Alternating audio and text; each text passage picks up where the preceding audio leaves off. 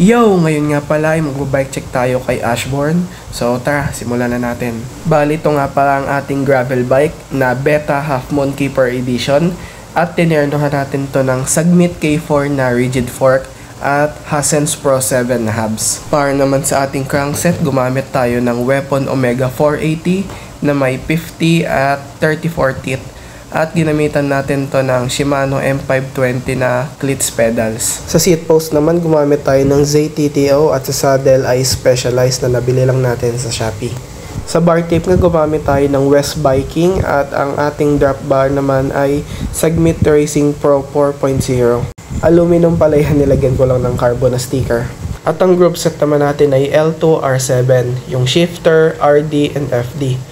At para sa chain naman, VG Sports at yung cassette natin ay Sagmit na 11 by 30 teeth. Sa ating spokes naman ay kulay blue na Ragusa at yung gulong naman nito at trim ay stock lang to ng Pro Max na 700 by 35C. Sa preno naman ay cable acquainted hydraulic brakes na Bosul na nakalagay na mismo dito sa Beta. At para sa ating disc rotor naman ay yung Sagmit Sirius V. At yan muna sa ngayon ang ating bike check sa ating gravel bike na si Ashbourne.